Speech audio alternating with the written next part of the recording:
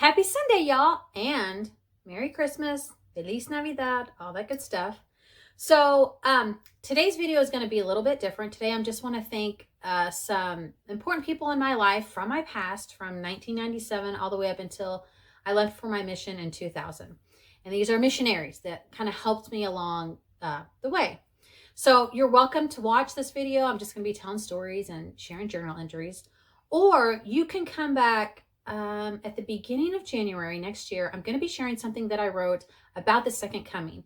And I've decided that's going to be a two-part video. So I'm going to share with you what I wrote.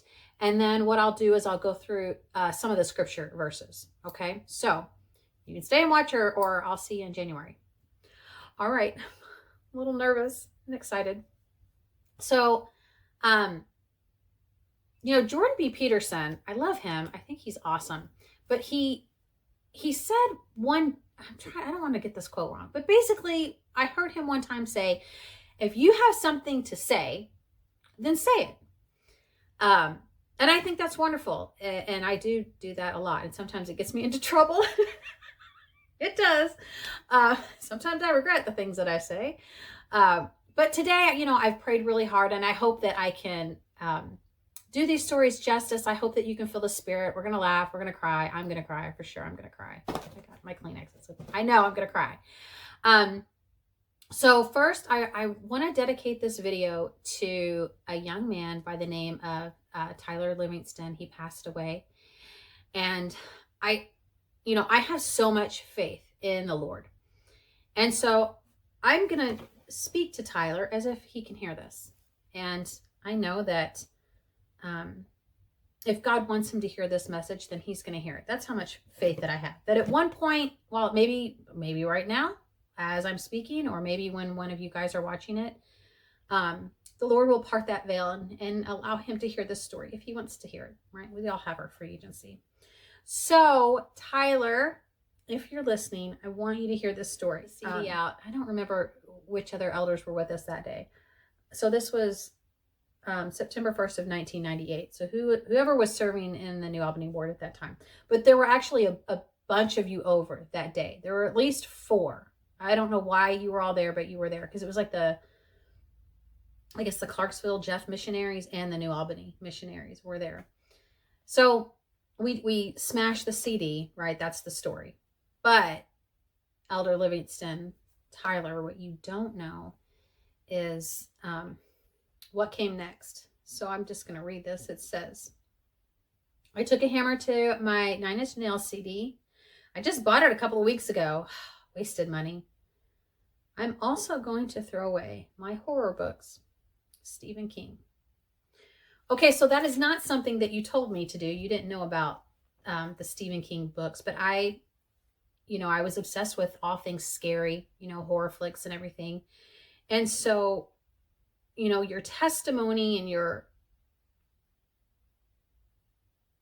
comments about me growing into a daughter of God and changing, just not polluting my spirit with some of those things, really had a strong effect on me. And so I decided that I was going to try and do my best to rid myself of those things.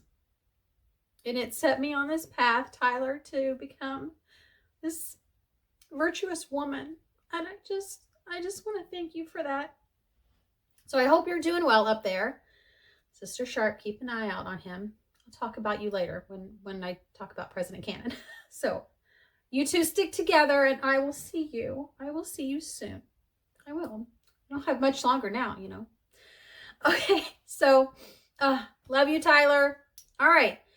Now I want to talk to Jared and Mike. Jared and Mike, I just love you both so much. You already know, and I've made my own little videos for you guys in Facebook Messenger. We have that little group, and we chat.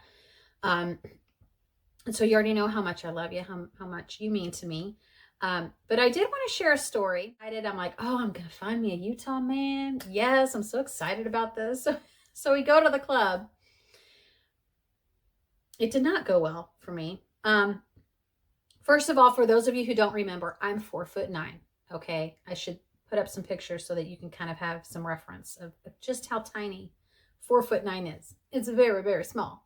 So I show up to this club, And well, first of all, Jared, I'm standing next to Jared, and Jared's like ridiculously tall. How tall are you? I don't even remember. Like 6'2", 6'3", 6'4", 6 something, right? And so I think people thought, they were just looking at us like, could you not get a sitter for your little sister? Like, what's this beehive doing here? I know. I'm sure some of them were like, sweetie, I think your parents dropped you off at the wrong location. See, there's an LDS chapel down the road. They're having a youth dance there. If you want, I can run you down there real quick. Like legit. People thought that I was like 13, and I'm like, I'm not 13. I'm 18 or 19. How old was I when I went out there? I don't remember if I was 18 or 19. But yeah, so I mean, really nobody would dance with me. Mike danced with me like once, and it felt awkward because I'm like, oh, this is a pity dance, and he's like my brother, and it's just kind of awkward. But thank you, Mike, for dancing with me. Oh, so sweet. I love you, helping a girl out. And thank you, Mike, for coming and seeing me in October. That just meant so much to me. It really did, that you would, on your way through, stop. And it was a short visit, but it was so good. And I'm just so proud of you. You and Jared both. I just love you, and you're such good dads. And I just love you. Okay, all right. Let's moving along. And I'm not going to say goodbye because I don't like goodbye. So I'm just going to say I'll see you later. Jared, you stay here because you're going to share some stories. I'm going to bring up Starzecki, Elder Starzecki. Shoot, I don't remember your first name. What's your first name? Is it Mike? Oh no, I don't want to get it wrong. Okay, well, you know who you are. Sorry. So really quickly, this shirt's way too big. So a couple of things. So Mike left. He went to Portugal, and then Starzecki, I believe, came in and took his place, right? Just for a little bit. And it was so funny because he was like a greenie at the time, and he kept forgetting things. So like one day we were standing at church, and he like was talking to me and put his arm around me. And Jared's like, goes over, and he's like, oh no, I forgot. I'm sorry. And I'm like, it's okay. I know it's not like that. We're just friends. Like, you weren't flirting with me. You were just, we were just like brother and sister. Right. And I thought Jared was being so ridiculous. Really. I was like, oh, you're just blowing this out of proportion, but rules are rules. I get that now. But back then I was just like, and then the funniest story. Oh, this is so cute. So I remember you guys coming over and telling me this story. So, the missionaries from like either the zone or their district, I don't remember, but they went to like this small mom and pop's ice cream shop. Okay. And it was the summertime, and it was in August, and everybody was gathered around. And I guess Starzecki, you were over there at the car. And so Jared was up at the ice cream place and was going to pay or something. Right. And so he turns to look at you, because you guys would take turns paying for things, I guess, like, food or drinks or whatever, right? So Jared turns back and yells at you. You were over by the car. And Jared says, hey, Starzecki, you want in on this? And you yelled out, no, man, I'm good. I got gas. Do you remember that? I mean, I wasn't even there, but I remember you guys telling me about it. And I'm like, oh my gosh, I got gas, meaning, no, I got gas. I'm going to pay for gas, right? Obviously, that's what you meant to say. But everybody's just busting out laughing. You've got all these families there getting ice cream because it was, in August. And anyways, those are the things that I remember about you.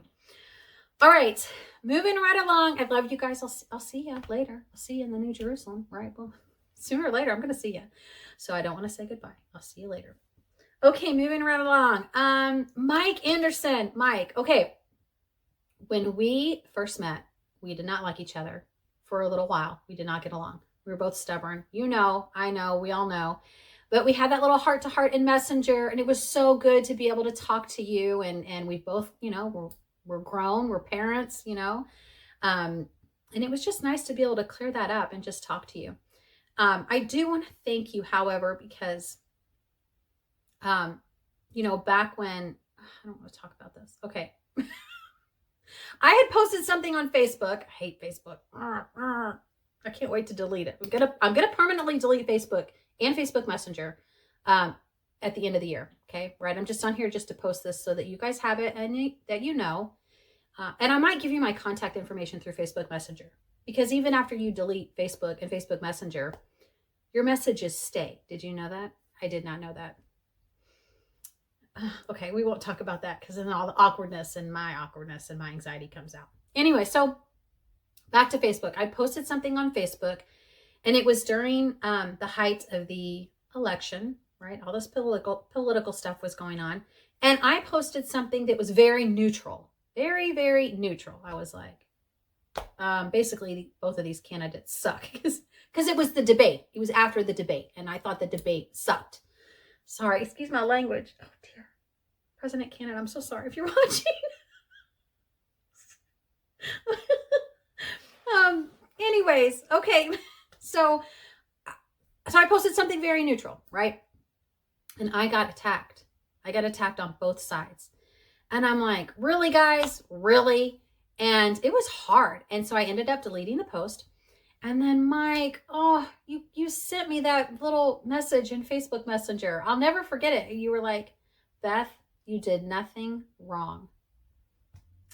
Thank you for helping me with my anxiety that night. That little message, I know it was short, but it helped me. So, all right. Love you, Mike, and I will see you. I'll see you soon. Okay, now I want to bring in the Holbrook boys and Jeremy Haymore. I'll bring you rope you in together. So, Joe and Hugh, you guys, and Jeremy, all three of you already have your journal entries. We had that chat in Facebook Messenger, and some of them I posted in the group. So I'm not going to talk about any of that, but I do want to say to Hugh, I want to thank you so much for your support and for coming and subscribing to my channel. I know that you subscribed. You even commented on one of my videos, and that was so sweet. And it really meant so much to me, because it was very hard for me, very difficult to post things on Facebook.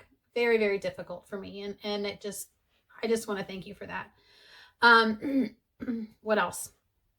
Sorry, I've got a whiteboard in front of me and I'm trying to see, kind of trying to keep this in order. And then Jeremy, I also want to thank you for your support, because you supported me on Instagram and Facebook both. I don't know if you're subscribed to my channel, and don't feel like you have to be, please, because that makes me nervous. I don't want to know who's watching my videos. It just makes me nervous. But I do want to thank you for supporting me on social media. It meant a lot to me, because it was very difficult.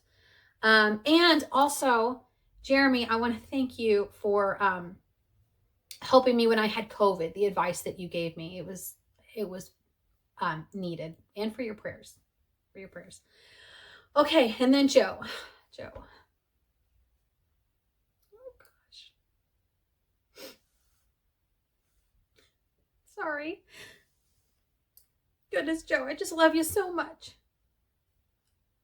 You know what I think? I'm going to say this and you're going to be like, oh no, Beth. I can't remember what your calling is right now. I think you have a state calling. I don't remember, and maybe it's changed.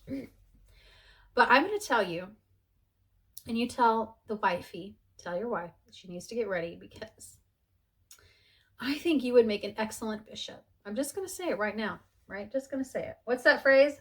From my lips to God's ears, right? I just want to thank you for all of your support and helping me. Joe, you've done so much good. You just don't even know. So much good in helping me during like the roughest trial. And I didn't even tell you everything. I just told you some things because I just didn't want to overwhelm you. You know, you were so kind. I didn't want to take advantage of your kindness and your friendship. And I know you'd be like, Beth, that's silly. I'm your big brother for life. That's silly. But I just, with my anxiety, I would just have all of these what ifs. What if I just tell Joe everything, and maybe he can give me even more advice? Maybe he can help me more. I had this group of people that were doing some pretty rotten things to me, and it's over with now, but I just had a lot. And you just gave me such great advice, life advice on my anxiety, marriage advice, like all of this stuff. And I just want to thank you. And one of the reasons why you haven't heard from me in a while is because I didn't want to overwhelm you and all of these what ifs. And I'm like, I don't want to ruin our friendship. But here's the best news. The best news is that once I left Facebook Messenger, because I didn't want to text you. I know I had your phone number, but it made me feel uncomfortable. Even though we're friends and, I know, but I can't text men. That makes me feel uncomfortable. But I know that if I ever really needed anything, I know that I would be able to text you. And that means a lot. But here's the thing. This is like the wonderful thing about my Father in heaven who loves me and provides for me. Because I stopped talking to you, I was still struggling with these things. And he put a person in my life, a friend of mine from my mission. She's amazing. And I was able to tell her everything. And it was just so wonderful that I had someone else to talk to that I felt comfortable talking with. And anyways, I just love you. I just love you. And if we're ever up in your neck of the woods, I have your cell number and I'll text you and you can meet my family and we can get our families together and it'll just be so wonderful. Okay. All right. That's it, Joe. I love you. I think you're amazing and I'm proud of you. I'm proud of all of you. Let me just make that clear. I'm proud of all of you and being such wonderful men of God. Okay. All right. Now we're going to move on. Oh, this one's going to be hard. Stephen and Derek, I'm keeping the two of you together. Okay. I have some journal entries that I want to share with you. I just love you both so much. Okay. Like really, really, you just don't know, but you're getting ready to know. And Derek, you're finally going to understand why I kept talking about this mini reunion that I wanted to have, with the three of us together, why that was so important to me. And I'm sorry if I got on your nerves. I feel like I need to do some damage control. Let's do that. Okay. Yeah, I'm going to do that. Just for my anxiety. Because I know, like, okay, I'm awkward. I think we all know I'm awkward, right? My friend Katie's like, Beth, you are awkward, but in the cutest way. No, Katie, it's not cute. It's uncomfortable. That's what it is. But a lot of that is just anxiety. And also, especially like the entire month of September, I was a mess. A mess. Joe will tell you. Joe, you don't have to tell them. I was a mess and I wasn't sleeping at all. I was getting on social media all the time. I got back on Facebook and I was up all night, literally not sleeping. So some of you in this group have gotten some odd messages from me. I'm so sorry. I had so much that I was dealing with. Okay. Enough of that. So the weight challenge, I know the original challenge was just to share a picture, right? That was it. I should have just done that and left it alone. But I felt like I had already done that with the wedding dress, right? And I'm like, I can't share another picture. I already shared a picture. So I was like, okay, well, I'll think of something because I don't like to back down from a challenge. I'm very competitive. Sometimes my anxiety gets the best of me. So I just wanted to make you proud and do this big thing. And I failed. But I didn't really fail. I shouldn't say that. I didn't really fail because I completed the challenge in other ways. And I'm sure and I kept telling you about it. Oh, I'm so sorry. I'm sorry from my awkwardness. I know. You're probably like, Beth, girl, listen, I love you, sis, but you don't need to keep upping the challenge for me. I mean, if you want to do it for you, it's fine. I see you. You look great. Good job. I'm sure. And then I just kept. Okay. Well, all right. It's done. It's over with. Okay. What was the other thing? Oh my goodness. Oh, okay. So at one point I was on Instagram and I saw that you were following David Butler. Now, first of all, I love David Butler. Isn't he amazing? But when I saw that, it kind of freaked me out. It freaked me out because then I started thinking about, I'm like, oh my goodness. Oh no, what have I done? I made that little video, which I always have good intentions with these videos and these messages. I always have good intentions because I want to build people up, right? And help them to feel the Spirit, make them smile. And so I made that little video for you, but then I'm like, oh no, in that video, oh no, was I questioning his testimony in front of his peers, in front of like the whole KLM group? And I like, for weeks, it bothered me so much. I know it's so stupid, what an irrational thing, but that's what anxiety is, right? It's this catastrophic thinking and analysis paralysis. And I just was like, I was so worried. And so once I had decided that I was going to permanently delete Facebook and Instagram, I was like, I got to tell him. I know he's got a testimony. I got to tell him he's following the prophet and following David Butler. And I just felt so bad. So then I sent you another message in Facebook Messenger. Like, what'd I say? I know you have a testimony or something. I don't know, whatever it was. And then I got really nervous about that. Like, oh my gosh, like leave this man alone. So I almost like unsent it. And I'm like, Beth, stop. So then what I did was I ended up deleting our entire conversation so that I couldn't send or unsend you anything else. So yeah, but guess what? All of that awkwardness, you get to enjoy that forever because those messages stay. They stay. All of you that have gotten messages from me, right? All of that awkwardness, it's a gift that keeps on giving. I can't get rid of it. So y'all did. There we go. Okay, I've spent way too much on this. Oh, Beth and her what ifs. What if Derek hates me? He thinks I'm crazy. Well, okay, all right. I'm glad that we're laughing because we're gonna get to some serious topics here. I know you guys are like, what? Okay, so my missionaries left. Jared, Mike, they left. Starzecki came in, and at some point, Stephen and Derek, you guys came in, and I don't remember. I don't know when it is because I didn't always write about the missionaries here. In my journal, I was writing a lot of other things that were going on.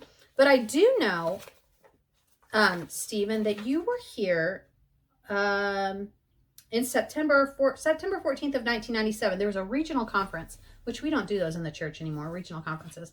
But it was really awesome because it was held in Louisville, Kentucky, and it was... I know that you were there because Andy was there. Oh, no. I forgot to talk about Andy. Dang it, Andy. I always forget about you. Son of a gun. For heaven's sakes. Now I got to backtrack. All right. Well, hold on. No, I'm going to do it now. Andy. Okay. I can't believe I did that. I'm so sorry, Andy. I always forget to talk about you. Okay. For those of you who don't know, Andy is the reason that I got baptized. Let me rephrase that. God is the reason I got baptized, right? But I didn't want to get baptized. Even though the missionaries were cute, I didn't want to get baptized because of some issues that I was struggling with. And it had nothing to do with the church or doctrine or anything like that. Like I totally believed in everything that was being taught to me. But I didn't want to make the commitment because of a family member. And I don't want to get into that. I don't want to talk about it, but I was worried about how this would affect someone in my family, me getting baptized. And I remember Andy came over with the missionaries. I'm sure Jared and Mike were just like, this girl won't get baptized. She's like a dry Mormon, right? Meaning I just needed to get in the waters of baptism. You know what a dry Mormon is. They're like, she's following all the commitments. She does everything. She just doesn't want to get baptized. So Andy comes in, and I think Andy was the zone leader.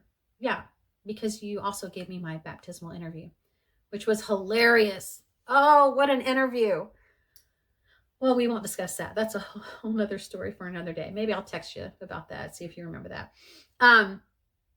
Anyway, so Andy came in and he was like, okay, like, Beth, what's going on? Why don't you want to get baptized?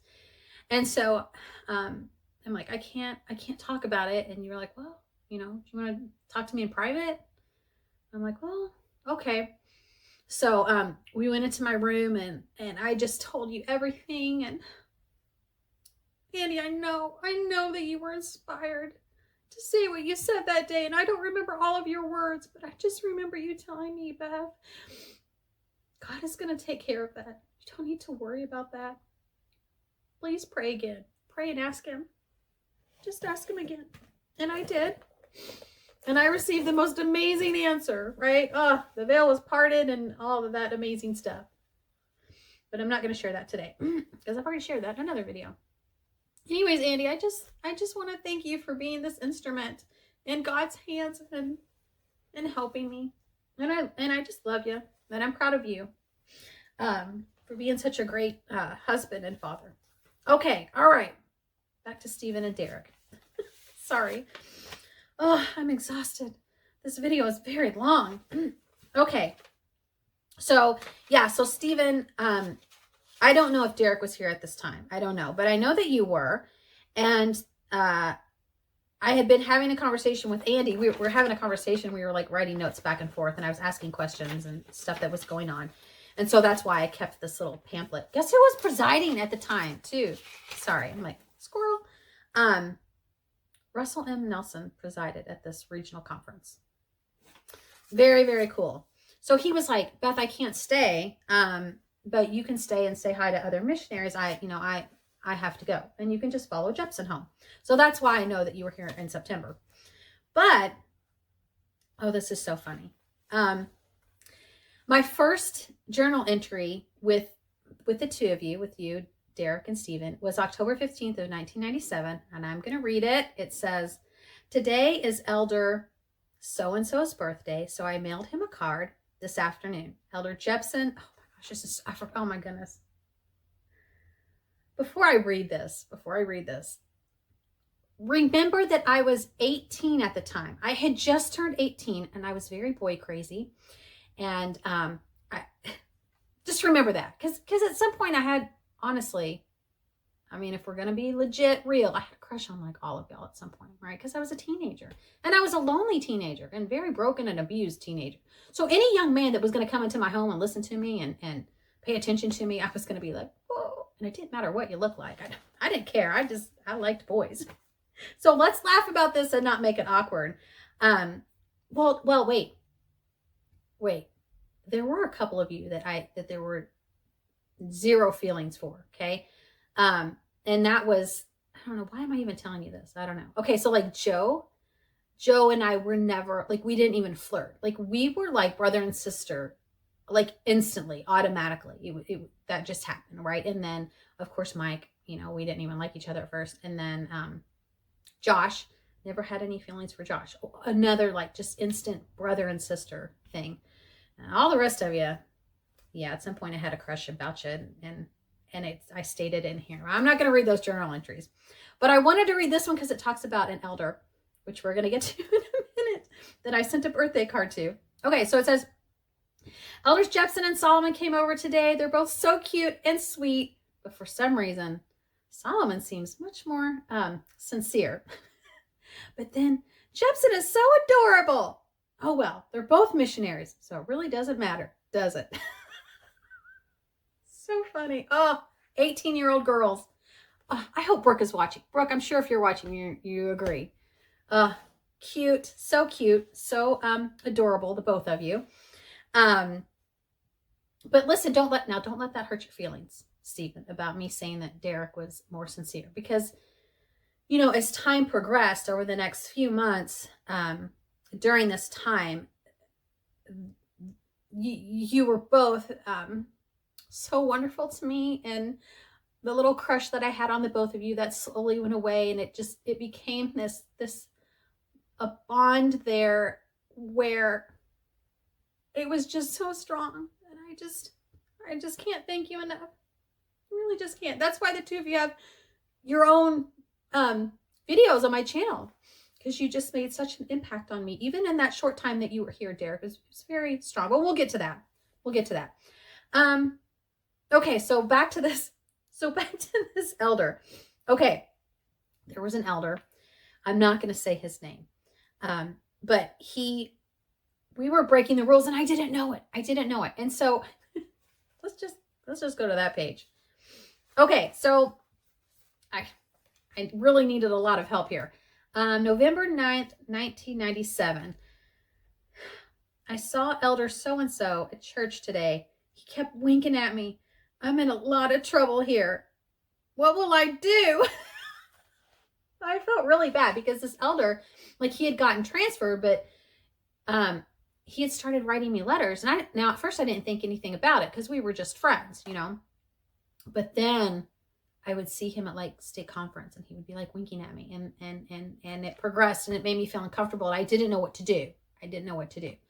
And so I told the two of you about it, and you were like, Beth, you're not supposed to write letters to missionaries within the mission.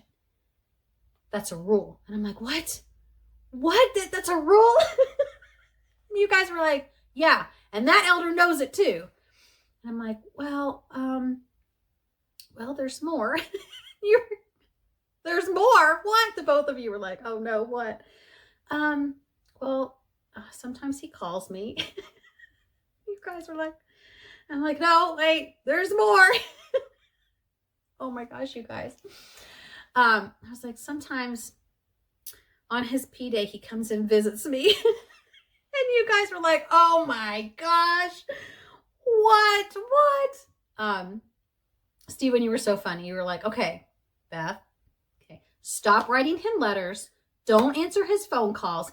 And if he knocks on your door, tell him you're busy. Just stay away from him. He's like, but I will talk to this young man. I will talk to this elder, and I will handle it. Okay. But you have to stay away from that, which was hard because I didn't get a lot of attention from guys. Right. And so that was hard. I didn't date a whole lot. Some of you guys have probably maybe have seen those videos where I'm talking about my dating experiences that were terrible. And we're going to talk about one of those here in a minute.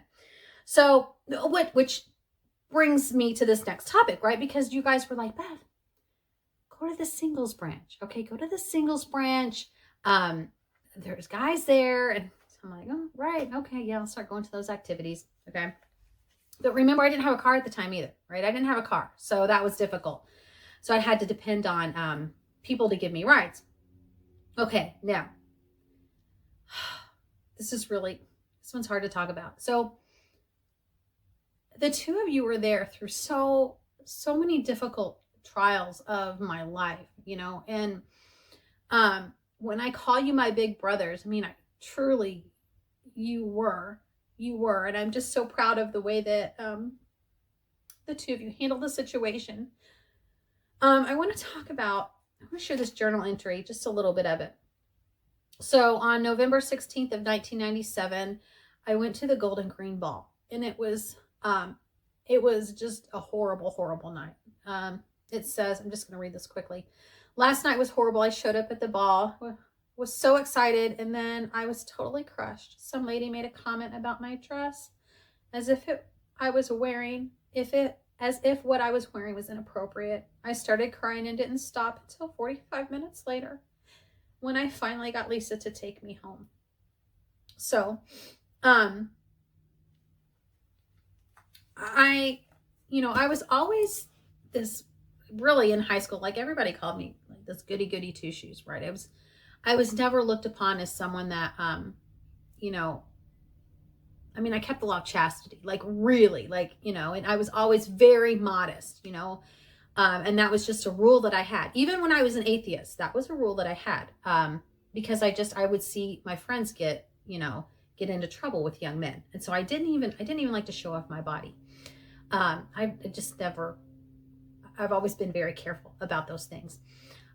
Even now when I'm looking good, I still don't like that. And that's just who I am. And so this woman, she had made a comment about my dress. Now my dress was really fairly modest, but it did show, my shoulders and my back. And I didn't know about,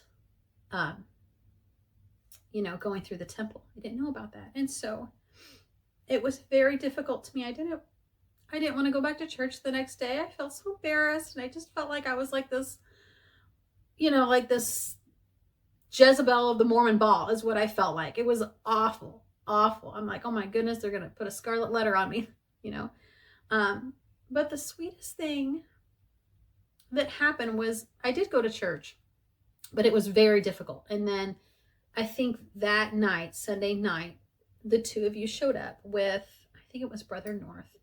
and you couldn't come into my home because my dad was there, and he didn't like missionaries being there. And so we had this very sweet conversation about temple covenants, right? And about modesty and why we dress the way that we dress, right? And ceremonial clothes is what we talked about. And